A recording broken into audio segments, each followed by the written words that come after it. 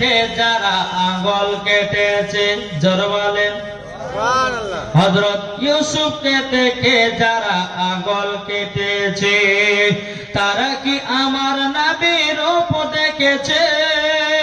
হযরত ইউসুফকে দেখে যারা আঙ্গুল কেটেছে, তারা কি আমার নবীর রূপ দেখেছে? আর দেখতো যদি কেটে দিত, দেখতো যদি কেটে দিত কলিজা খানা, হয়নি, হবে না, হতে পারে না আমার নবীর সাথে করে তুলনা, জোরে বলেন হয়নি, হবে না, হতে পারে না আমার নবীর সাথে করে তুলনা। যারা নবীর নামে দুরূদ পড়ে, যারা নবীর নামে সালাম পড়ে, যাবে তারা শুধু মদিনাতে। আর মদিনাতে গেলে পরে, মদিনাতে গেলে পরে বাবা নবীজি দেখা, হয়নি, হবে না, হতে পারে না আমার নবীর সাথে করে তুলনা, জোরে কানু সুবহানাল্লাহ। দ্বিতীয় নাম্বার হলো বাবাজি মুনাফিক। বললাম তো মুনাফিক কাকে বলে? যে ইমামের পেছনে নামাজ পড়তেছেন, বাবা ইমামের নামে চার দোকানে গিল লাগাচ্ছেন, আবার এসে বলছেন ইক্তেদা তো 2000 ইমাম। বাবাজি এটা মুনাফিকি করো। যারা নামাজ পড়বে মুনাফিকি করবে, যারা নামাজ পড়বে মুনাফিকি করবে, তার নেকি কেটে যার নামে মুনাফিকি কাজ করা হবে, বাবাজি তার সমস্ত নেকি তার আমল নামায় লেখা হবে কাল কিয়ামতের ময়দানে। এই মানুষ সামনে গিল্লা গাহে না, মুনাফিকি করি না, খবরদার মুনাফিকি কাজ করবেন না। ফাটুক রাগুক তার সামনে কথা বলেন, জি আমি নাই, আমি নাই, অথচ আমার নামে একটা গিল্লা গাহাছেন, আমি নাই অথচ আমার কথা বলছে বলবি ভালো লাগে, বলি খারাপ, এর পেছনে নামাজ পড়বো না, এর পছয় করবো না। এই কথাটা গাহানো হচ্ছে মুনাফিকি কাজ। জি, যার ভিতরে মুনাফিকি থাকবে কাল কিয়ামতের ময়দানে ওই ব্যক্তি কখনো জান্নাতি হতে পারে না, পারে না। তাহলে কটা হলো গো ভাই? এক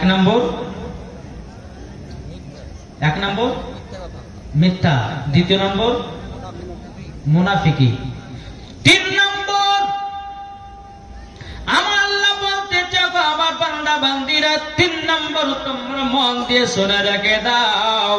তিন নম্বর হলো বাবাজি মা বাবাকে যারা দুঃখ দিবে, আমার আল্লাহ বলতেছে তাদের নামাজ রোজা কিছুই কবুল হবে না। হবে? আচ্ছা বলুন তো, মা বাপকে কে কে মহাব্বত করে একটু হাত তুলে দেখান তো। লজ্জা লাগছে? হাত তুলেন না। মায়ের জন্য গো, যে মা 10 মাস 10 দিন গর্ভে রেখে দুনিয়ার মুখ দেখিয়েছে, আর সে মায়ের জন্য কি আর একবার হাত উঠবে না? সুবহানাল্লাহ, সুবহানাল্লাহ। আল্লাহ পাক আল্লাহ তাআলা বলছো আমার বান্দা বান্দিরা, তিন নাম্বার হলো কোন সন্তান যদি মা বাবাকে দুঃখ দেয়, আমার আল্লাহ বলতেছে তার নামাজ রোজা হজ যাকাত সব কিছুই বেকার হয়ে যাবে। বাবাজি মুসলমান, এ সোনা মানিকেরও, আজকালকার যুবক ছেলেরা মার কথা বাবাজি মানতে না, আজকালকার মেয়েরা মার কথা মানতেছে না, মানছে বাবা কি গো? আমি পবিত্র কোরআনের মধ্যে বাবা তেলাওয়াত করেছি, ওয়া কুল জাল হক ওয়া জাহাকাল বাতিল ইন্নাল বাতিলা কানা যাহুকা।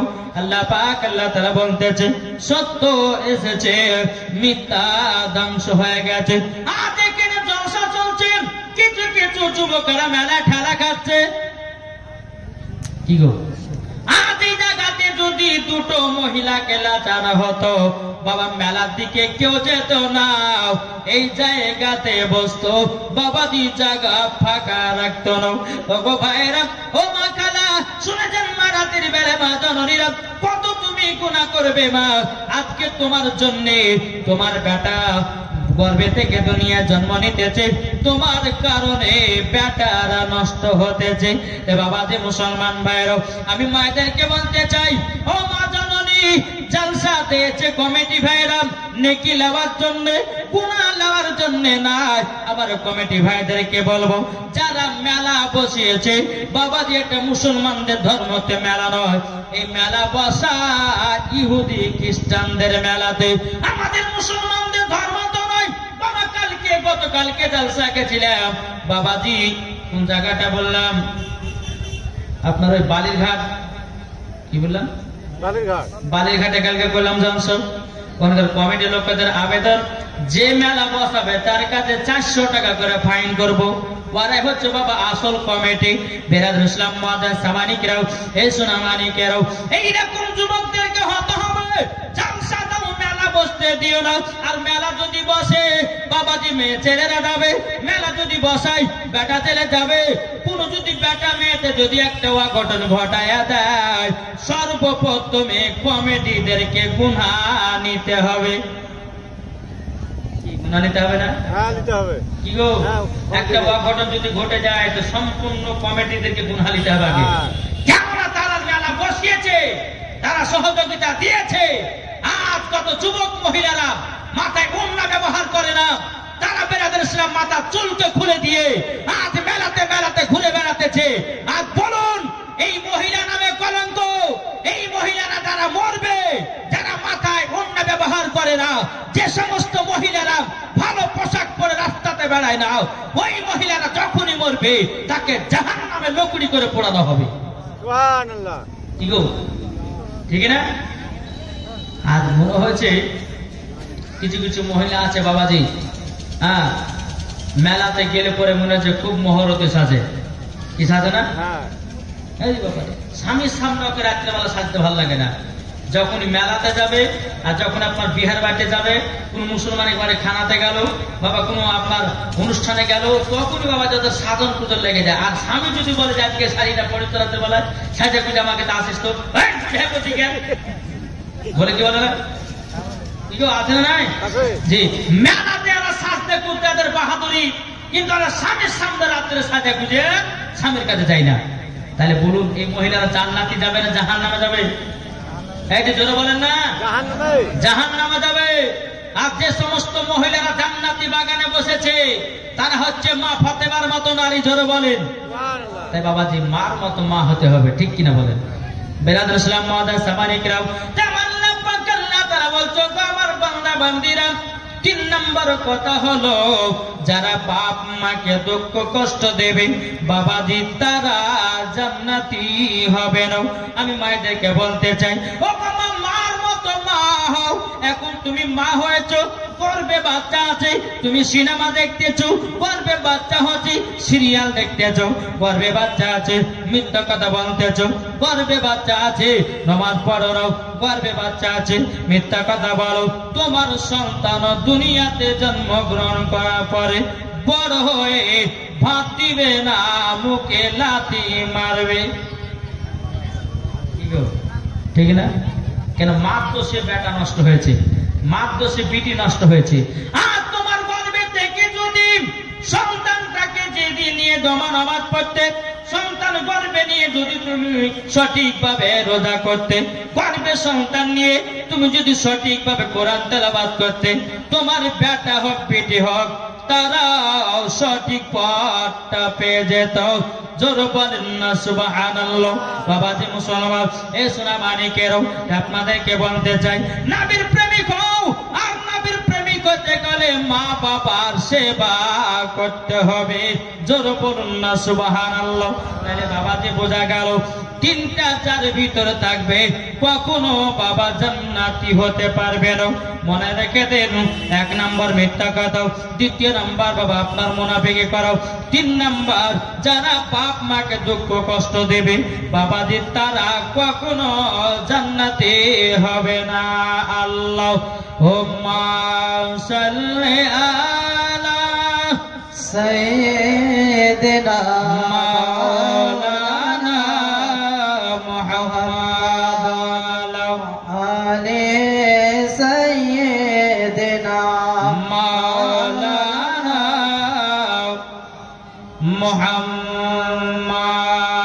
সাল্লাল্লাহু তাআলা আলাইহি সাল্লাম। তাইলে বলুন বাবা, এই তিনটা আমাদের দিন থেকে দূর করব কি করব না? কে করতে রাজি হাত তোলেন? করবেন না? জি আসুন, আপনাদেরকে আরেকটা কথা বলি। প্রত্যেকটা বান্দাদের কাছে একটা খান্নাস নামের শয়তান আছে। কি বললাম? কুল আউযু বিরাব্বিন নাস মালিকিন নাস ইলাহিন নাস মিন শাররিল ওয়াসওয়াসিল খান্নাস। খান্নাস নামের শয়তানটা যা দিলেতে থাকবে বাবাজি, তাকে নামাজ পড়তে দেবে না ঠিকভাবে, গোপনীয় গুনাহ করবে, মানুষ জানবে না, শুধু তুমি জানবা। তোমার কাছে দুই ফেরেশতা থাকবে, সেই ফেরেশতা দেখতে পাবে। এটাই বলা হয়েছে গোপনীয় গুনাহ করা। বুঝেছেন না? এই খান্নাস নামের শয়তানটা যতদূর দূর না হবে বাবাজি, আপনি সঠিক ইমানদার হতে পারবেন না। তাহলে এই খান্নাস নামের শয়তানটা দূর করতে গেলে আমাদেরকে কি করতে হবে? কি গো এবার জীবনে শোনাবে, একটু মন দিয়ে শুনে নিলে। খান্নাস নামের শয়তানটা দূর করতে গেলে পরে তার বিপদ চলতে হবে। বিপরীত কেন বলুন তো? বিপদ একই বলা হয়। এখন এই জায়গাতে জলসা হচ্ছে, এখন শয়তান বলছে মেলাতে যাব না জলসায় বসবো, মেলাতে যাব না জলসায় বসবো, যাই মেলাতে ঘুরে আসি। যদি মেলা চলে যায়, ও খান্নাস নামের শয়তানটা বাবা খুবই খুশি হয়। আর বাবাদের যে বলবে মেলাতে যাব না জলসাতে যাব, মাহফিলে বসবো, হাদিস কোরআনের বাণী শুনবো, এটাই বাবা জব্দ করা খান্নাস নামের শয়তানকে। জোরে বলুন না সুবহানাল্লাহ। এ বাবাজি মুসলমান, এ সোনামানিকেরা, ভোরবেলাতে মুয়াজ্জিন সাহেব বলতেছে হাইয়া আলাস সালাহ, ইমাম আর মুয়াজ্জিন চালা মসজিদ, চালাস না ভোরবেলা, এখন আমাদের ঘুম পাড়ার পালা। ও বাবাজি মুসলমান ভাইরা, সোনামানিকেরা, এখন ইমাম আর মুয়াজ্জিন ভোরবেলাতে বাবা জামাত করতেছে। কোন মুসল্লি বাবা ঠিক মতো নামাজটা গিয়ে পড়ে নাও, কোন মুসল্লি কি আপনার জামাতটা ধরে নাও। বাবাজি মুসলমান ভাইরা, এ সোনামানিকেরা, দেখবেন বাবা যখন আপনি চেতন পাবেন, আপনাকে শয়তান মাথা হাত বলিয়া ঘুমায়া দেবে। যদি তার হাত বলাইয়াতে তুমি যদি ঘুমায়া যাও, তাইলে তোমার কাছ থেকে খান্নাস নামের শয়তানটা দূর হলো না, দূর হলো না। বাবাজি যদি আপনি বিছানা থেকে উঠে গিয়া ফজরের নামাজটা যদি জামাত সহিত যদি আদায় করেন বাবাজি, তাইলে এ খান্নাস নামের শয়তানটাকে জব্দ করা হলো। জোরে বলুন না সুবহানাল্লাহ। এই শয়তানটাকে যদি আপনি জব্দ করতে পারেন, মরার পরে তোমরা জান্নাতি জান্নাতি। জোরে বলেন না সুবহানাল্লাহ। বাবাজি মুসলমান ভাইরাও, এই সোনামানিকেরাও, চলো বাবাজি আপনাদের সম্মুখে আমি জীবন দিকে দেই। বেরাদের ইসলাম মুআজ্জাজ সামানিকেরাম, আমার আল্লাহ পাক আল্লাহ তাআলা বলছো গো আমার বান্দা বান্দেরাও, তোমরা নবীকে মুহাব্বত করো।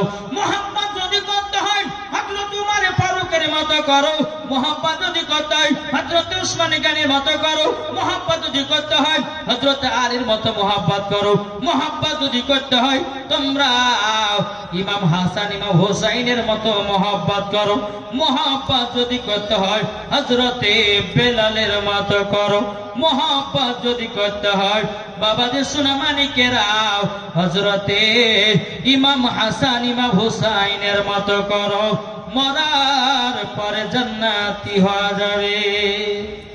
সুবহানাল্লাহ। এটা জোর হবে না? এই হযরতে বেলাল কেমন নবীকে মুহাব্বত করতেন আপনারা তো শুনেছেন ইউটিউবের মধ্যে।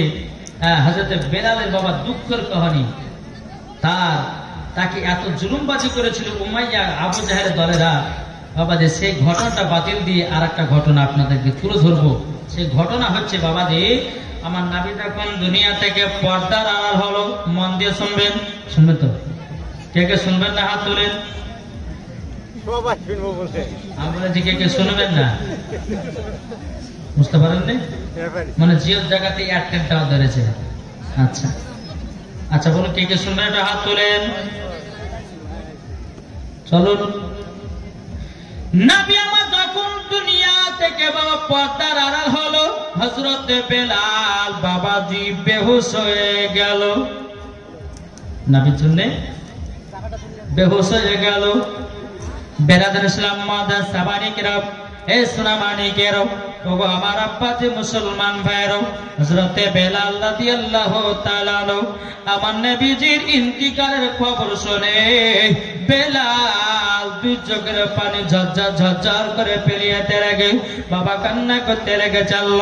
আমার নবী তো দুনিয়ার পর্দা থেকে আড়াল হয়ে গেল। আল্লাহ করছে নবীকে এক বিন্দু যদি আমি না দেখতে পাই, আমি বেলাল জানো আমি থাকতে পারি না। বেরাদুল ইসলাম মাদার সামানিকরাম, হযরত বেলাল রাদিয়াল্লাহু তাআলা নবীর জন্য কেঁদে কেঁদে পাগল, কেঁদে কেঁদে পাগল। আমার বেলাল বলছে, আল্লাহ আমার নবীকে একবেলা যদি না দেখতে পাই, আমি বেলাল থাকতে পারি না। হযরত উমর ফারুক তিনিও বাবা কান্না করতেছেন, হযরত আবু বকর সিদ্দিক তিনিও বাবা কান্না করছেন, হযরত বেলাল তিনিও কান্না করতেছেন। ইমাম হাসান ইমাম হুসাইন বাবা 8 বছরের সন্তান বাবাজি তিনিও জন বাবা কান্না করতে আছে। বেরাদুল ইসলাম মাদার সামানিকরাম, এ সোনামানিকেরাম, হযরত বেলাল রাদিয়াল্লাহু তাআলা বাবা নবীর ইন্তিকালের কয়েকদিন পর জন বেলাল মদিনা ছেড়ে মক্কায় চলে গেল। মক্কায় যখন বাবা চলে গেল, 1 নয় 2 নয় 3 নয় 4 নয় বাবা যে 6 মাস পর আবার মদিনাতে প্রবেশ করতেছে। নবীর কথা মনে পড়তেছে, বেলাল থাকতে পারে না, বেলাল থাকতে পারে না। হযরত বেলাল রাদিয়াল্লাহু তাআলা তিনি আপনার বেলালের মুখে একটা পর্দা ঢেকে নিয়ে বাবাজি মদিনাতে এক পা দুপা করে ঢুকতে আছে। মদিনাতে যখন হযরত বেলাল যখন পা দিয়েছেন, বাবা দেখেছে কিছু পাথর দেখেছে। হযরত বেলাল তিনি বাবা পাথর গলা চুমা খেতেছে আর ব্যাগের ভিতরে ভরতে আছে। আর একটা পাথর দেখেছে, পাথর গলা চুমা খায় ব্যাগের ভিতরে ভরতেছে। আবার একটু আগে যান, আর একটা পাথর পায়, পাথরগুলোকে আপনার চুমা খেয়ে ব্যাগের ভিতরে ঢোকায়। মদিনাবাসীরা বলতেছে, কি ব্যাপার, এ কোন দেশের পাগল আসলো? কিন্তু বেলালকে সবাই কিন্তু মদিনাতে বাবা চিনে, কিন্তু বেলালের মুখে বাবা পর্দা আছে। সমস্ত মদিনাবাসীরা বলতেছে, কি ব্যাপার, কি ব্যাপার, হযরত বেলাল কেন, এই ব্যাপারে কি ব্যাপার, এই মানুষটা এই পাগলটা কেন পাথরগুলোকে চুমা দিয়ে কেন ব্যাগের ভিতরে ভরতে আছে? সমস্ত মদিনাবাসীরা বলছে, আরে পাগল, তোমার বাড়ি কোথায়, কোথা থেকে এসেছো, পাথরগুলো চুমাকে ব্যাগের ভিতরে ভরতেছে কেন? তখন বাবা যে বলছো, গো মদিনাবাসীরা গো, ও গো মদিনাবাসীরা, ও গো মদিনাবাসীরা, এই পাথরে কেন আমি চুমা কাটেছি ব্যাগের ভিতর ঢোকাতে, তোমরা কি জানো নাকি গো? মদিনাবাসীরা বলতেছে, বলে না জানি না। এ পাগল বালক, কিসের জন্য পাথরে চুমা দিয়ে ব্যাগের ভিতরে ভরতে আছো? বাবা যে হযরত বেলাল বলতেছেন, বলো গো মদিনাবাসীরা, এ পাথরে আমার নবী মুস্তাফা পা মুবারক রাখতেন। জোরে বলেন সুবহানাল্লাহ। দেখতে পেয়েছো, আমার নবীজি পাথর মুবারক পা দিয়ে দিয়ে হাঁটতেন। আমি তারই জন্যে পাথরগুলোকে জমা খেয়ে আমি জানো ব্যাগের ভিতরে ভরতে আছে। যখন বাবা কথা বলো, বলার পরে মদিনাবাসীরা সব আনতে আছে, কে আপনি, কে? বেলাল কিন্তু পরিচয় দেয় না, কে আপনি, কে? বেলাল পরিচয় দেয় না, বলে পরিচয় নিয়ে কি হবে বলুন না। মদিনাবাসীরা বলছে, গো তোমার গলা জানো চিনা চিনা লাগতেছে, একবার নামটা বলো না, বলো না। হযরত বেলালের মুখে বাবা পর্দা কানা ঢাকায় আছে। হযরত বেলাল দুই চোখের জল পানি বাবা ঝরঝর করে আপনার জমিনে ফেলতে আছে। লাগো রব্বুল আলামিন, এই মদিনাবাসীদেরকে যদি আমি বলে দিই আমি বেলাল, আমাকে আবারও আযান দেওয়া করাবে। আর আমি যদি আযান দিই, আমার নবী মুস্তাফার নাম মুবারক কানে আসলে আমি বেলাল বেহুশ হয়ে যাব। আবার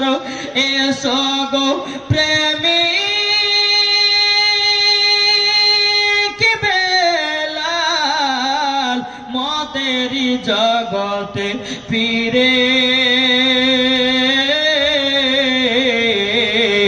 নত ন করিয়া আদান হাকিতে কাবার মিনার পরে আবার এসো গো প্রেমিক বেলাল মদেরই জগতে ফিরে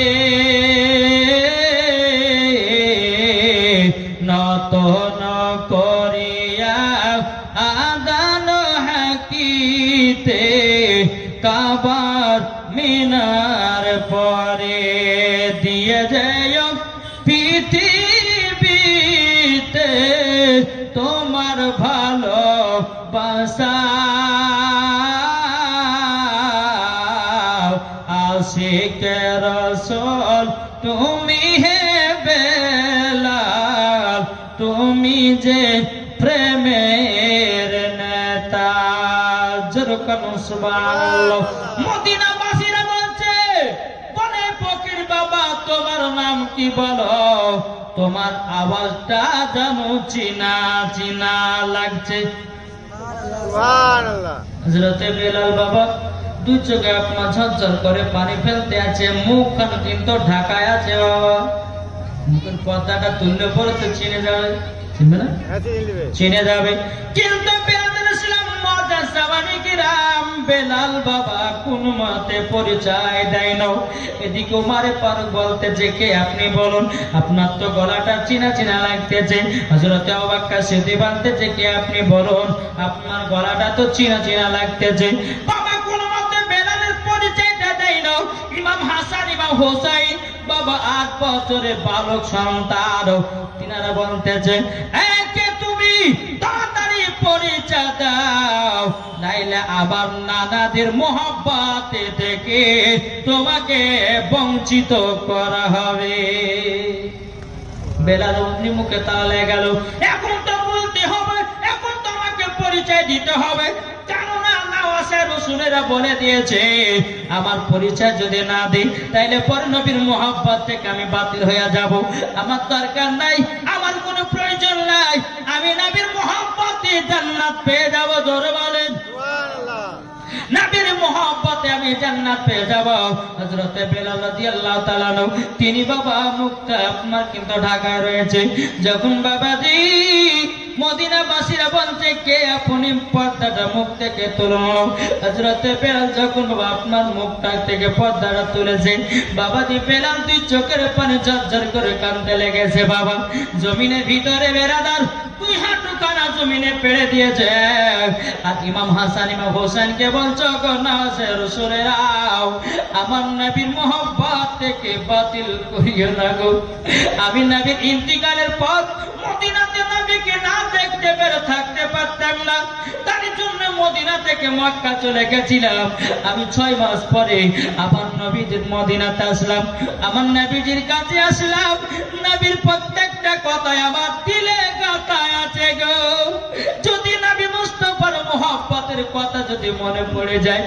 আমি বেলাল থাকতে পারি না জোরে বলেন সুবহানাল্লাহ বেলাল ইসলাম মাদ্রাসা মানে গেও হযরতে বেলাল রাদিয়াল্লাহু তাআলা আনহু তিনি বলছেন ওমর ফারুক ও আবু বকর সিদ্দিক আমি তার জন্য মদিনা থেকে মক্কায় চলে গেছিলাম ওমর ফারুক বলতেছে বলে শুনে রেখে দাও জেনে রেখে দাও বেলাল আর তোমাকে মদিনা থেকে কোন জায়গা যেতে দেওয়া হবে না বেলাল ইসলাম মাদ্রাসা মানে গেও এইরকম ভালো আলোচনা চলতেছে এদিকে বেলাল ইসলাম মাদ্রাসা মানে গেও মদিনাবাসীরা বলতেছে মদিনাবাসীরা বলতেছে বেলাল বেলাল তুমি তো মসজিদে নববীতে আযান দিতাও একবার আযানটা দাও বহুদিন আযান শুনি নাই ও বেলাল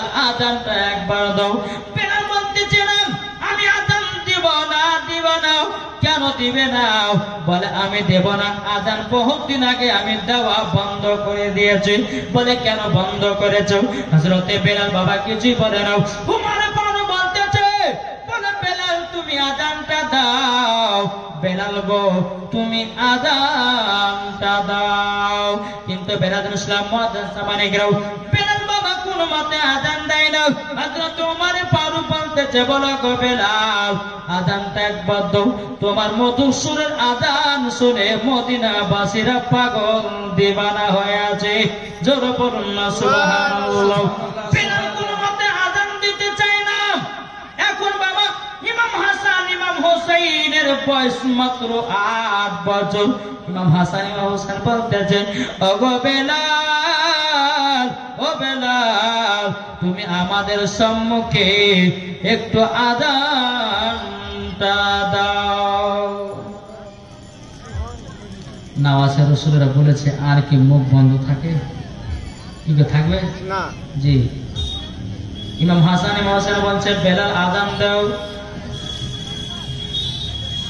বেলাল রাদিয়াল্লাহু তাআলা আনহু তিনি বাবা কানে হাত দিয়ে যাওয়া শুরু করতেছে, আল্লাহু আকবার, আল্লাহু আকবার, আল্লাহু আকবার, আল্লাহু আকবার, আশহাদু আল্লা ইলাহা ইল্লাল্লাহ, আশহাদু আল্লা